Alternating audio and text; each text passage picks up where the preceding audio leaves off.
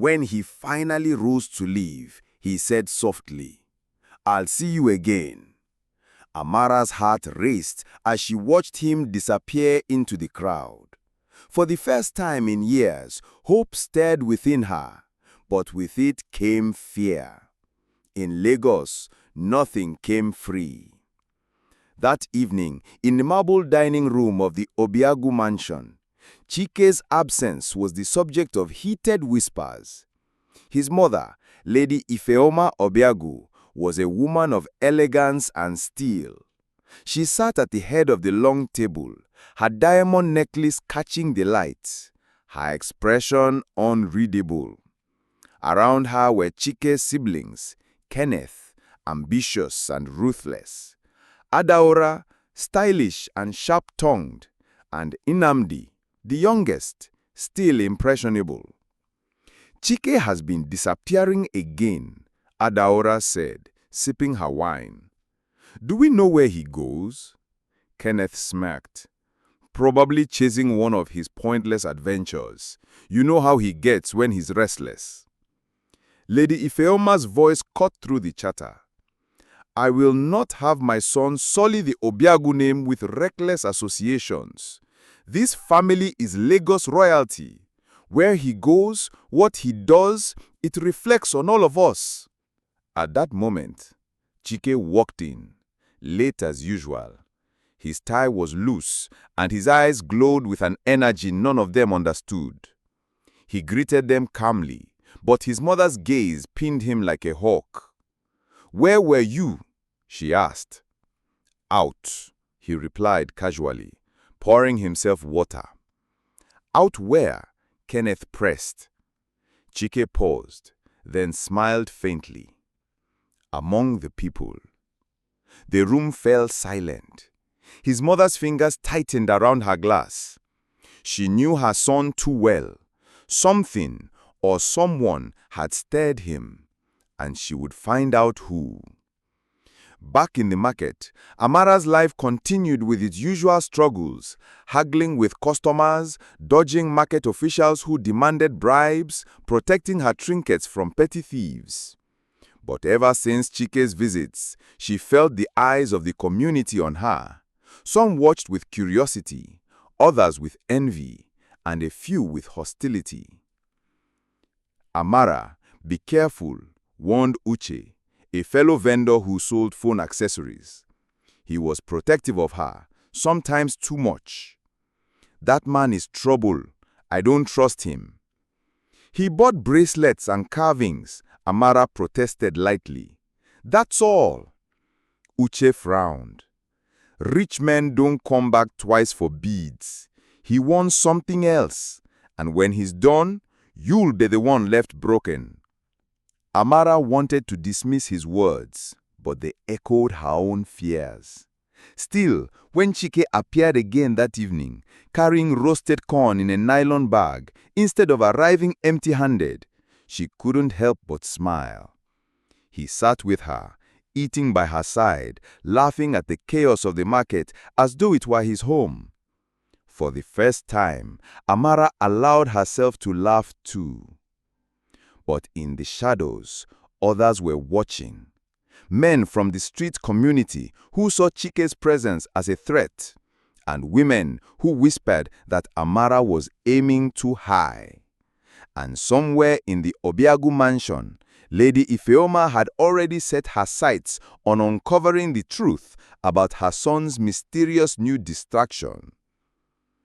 Amara sat on her mat late into the night, her trinkets spread before her like stars. She kept replaying Chike's laughter in her mind, the way he had chewed roasted corn with no airs, no superiority.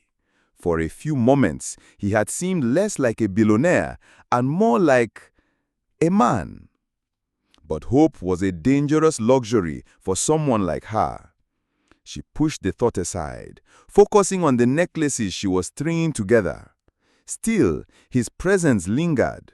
Each time she heard car horns or heavy footsteps, she found herself glancing up, half expecting him. The other vendors noticed too. Some teased her. "Amara don't catch rich husband. while others were openly critical. Lagos was a city of survival, and people mistrusted anything that looked too good to be true. But Amara could not deny it. Chike had stirred something she thought long dead, her belief in possibility. When she held the bracelet he had bought, she felt that perhaps her creations carried more worth than she had imagined. Perhaps even she carried more worth. Far away in his mansion, Chike sat on his balcony sipping palm wine he had picked up from the market instead of his usual imported champagne. His siblings' questions echoed in his ears, but he ignored them. For once, he wasn't thinking about business strategies or board meetings. He was thinking about a woman in tattered clothes with a quiet smile, and the way her presence made Lagos itself feel alive. The following week, Lady Ifeoma received a report from one of the family drivers. She had ordered him to follow Chike discreetly.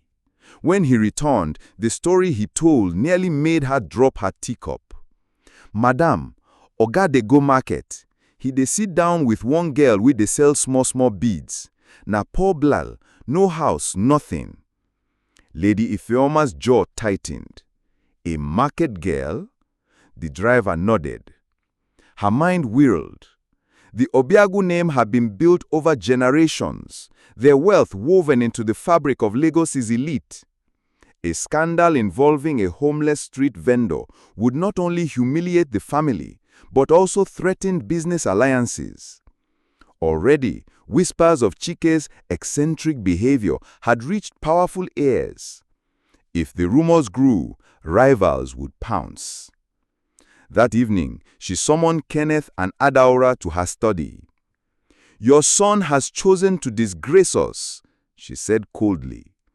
"He is entangled with a girl from the gutter. This must end, quietly but decisively." Kenneth smirked.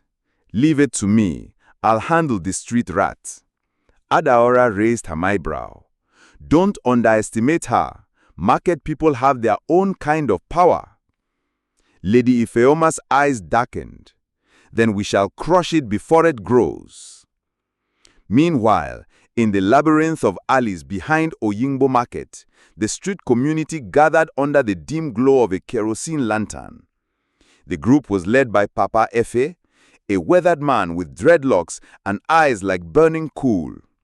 He had spent decades surviving on Lagos's unforgiving streets and commanded respect among the vendors, beggars, and hustlers who called the market their home. Rumors of Amara's connection to the rich man had spread like wildfire. Some saw opportunity. Maybe she go bring us help. Others saw danger. Rich people know they come here unless they want to scatter something. Papa Efe listened in silence, then spoke. "If the Obiagu boy means well, fine. But if he plays with one of ours, he plays with all of us. Amara is market blood. We no go watch rich man use and throw am away." His words carried weight, igniting a fire in the community. In Lagos, the streets were a family forged by hardship. To harm one was to challenge them all. Amara, unaware of the gathering, sat by her stall the next morning. Humming softly, when Chike arrived with a shy smile, she felt the air around her shift. Neither of them knew it yet, but their fragile bond had already drawn battle lines between two powerful worlds, the Obiagus and the streets. One humid afternoon, Chike arrived at the market carrying a small paper bag. Amara was busy haggling with a stubborn customer when he barely noticed him. He handed her the bag without ceremony. "What is this?" she asked, suspicious. "Just open it," he said, smiling. Inside was a pair of simple leather sandals. Not the luxury designer kind she had only seen on billboards, but sturdy, handmade ones from a local cobbler. "I saw you walking barefoot the other day. I thought maybe these would help." Amara's eyes softened, but she quickly masked it. "I didn't ask for charity." "It's not charity," he said firmly, is respect. For a moment, silence stretched between them, broken only by the shouts of vendors and the blaring horns outside the market. Amara hesitated, then slipped the sandals on. They fit perfectly. For the first time in a long while, she felt a touch of dignity. "Thank you," she murmured, her voice barely audible. From a distance, Uche scowled, while other vendors exchanged glances. To them, this was no longer just a passing curiosity. It was becoming something deeper. At the Obiagu estate, Lady Ifeoma's patients walked in. She had summoned Chike to her study, where the scent of imported perfume and polished wood filled the air. "I hear you've been spending your time in the market," she began, her voice calm but edged with steel. Chike didn't flinch. "Yes, with a street girl. She has a name," he said coldly. "Amara." Lady Ifeoma's eyes narrowed. "Do you understand what you are doing? Our family is built on alliances. Every move you make is watched, and you risk it all for a girl with nothing." Chike's jaw tightened. "She has more than most people I know. She has strength. She has dignity." Kenneth, lounging in the corner, chuckled. "Brother, you're blinded. She's a beggar with beads. End this before it destroys you." Chike turned to leave. "I won't. And if the family can't respect my choices, that's your problem, not mine." Lady Ifeoma's hand trembled slightly as she gripped her pearls. This wasn't just defiance, it was rebellion, and she would not let a homeless girl dismantle her empire. Amara's days became heavier. Some customers now came to her stall out of curiosity, just to see the girl with the rich admirer. Others mocked her, whispering cruel jokes. Still, she worked with quiet focus, refusing to be distracted. But danger was growing. One evening, as she packed her trinkets, two men cornered her in a dark alley.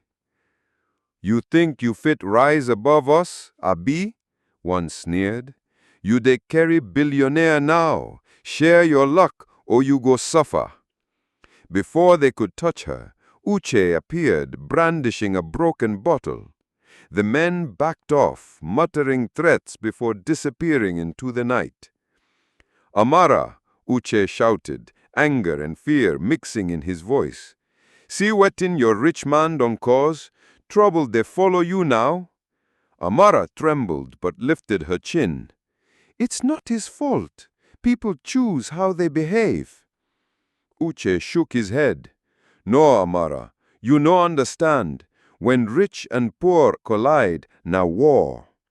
And indeed, as the city pulsed around them, invisible lines of battle were being drawn, lines that neither Chike nor Amara could ignore much longer. Did you enjoy this story? Thank you so much for watching. And where are you watching from? Watch out for part 3. Like and subscribe. Thank you.